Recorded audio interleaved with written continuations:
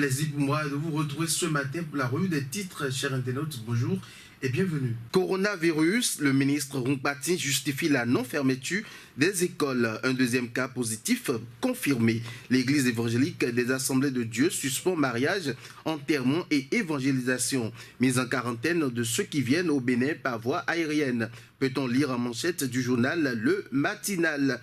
Et puis rejet du recours du MPI, la Cour suprême donne raison à la Sénat. Un des titres avec Le Matinal, mise en place de la plateforme SmartGouv, l'ère d'une administration intelligente s'ouvre, constate et écrit Le Matinal. Du journal Le Matinal, nous passons à présent à Dabarou, département du Borgou, la lutte contre le coronavirus au cœur de la CAD. Haute autorité de l'audiovisuel et de la communication, les pas de Prosper Moretti qui rassure.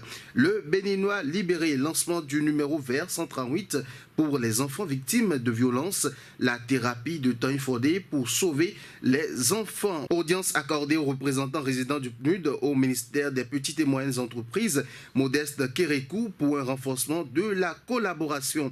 Et puis le quotidien du service public La Nation écrit pour le compte de cette journée en manchette mise en œuvre des mesures de protection contre le Covid-19. Les autorités béninoises veillent au grain. Dématérialisation de l'administration, l'accès en ligne au service public, une réalité. Enseignement et formation technique et professionnelle, un projet pour la mise en œuvre de la stratégie nationale. On passe à présent au site du magazine international First Contact Afrique.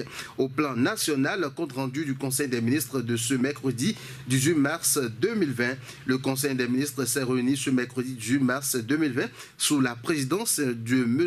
Patrice Talon, président de la République, chef d'État, chef du gouvernement. Plusieurs mesures ont été prises au cours de ce conseil. Les détails, c'est à suivre sur le site d'information internationale First Contact Afrique. Bénin, la population loue les efforts du président Patrice Talon à quelques mois des présidentielles. Les élections présidentielles prévues pour mars 2021 motivent d'ores et déjà les partisans de son excellence M. Patrice Talon qui se lancent dans la propagande de leur leader. Ce faisant, il prouve à la face du monde que le niveau d'exécution du PAG est à saluer. Côte d'Ivoire, les députés adoptent un projet de loi portant modification de la Constitution, nous apprend le site du magazine international First Contact Afrique. Réunis mardi en congrès à Yamoussoukro, les députés et sénateurs ivoiriens ont adopté le projet de loi portant modification de la Constitution avec 246 voix pour 2 voix contre et 0 abstention. Congo, le président Denis Sassou Nguesso procède à un léger remaniement. Le gouvernement congolais a connu un léger remaniement technique ce mardi. C'était au cours du Conseil des ministres présidé par le président de la République, le chef du gouvernement Denis Sassou Nguesso.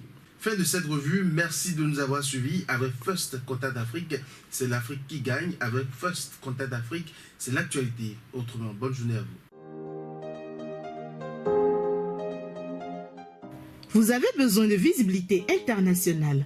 Vous voulez vous faire connaître, vous êtes entrepreneur et vous voulez faire connaître vos produits à l'échelle internationale. Une seule adresse, First Contact Afrique. First Contact Afrique, c'est votre nouveau magazine panafricain qui reflète le visage inconnu de personnalités et d'entreprises. Visitez notre site web www.fcafrique.com, sur Facebook, YouTube et Twitter. Retrouvez-nous sur First Afrique TV. Nos contacts 00229 61 50 84 63 0033 689 032 411. First Contact Afrique, c'est l'Afrique qui gagne. First Contact Afrique, c'est l'actualité autrement.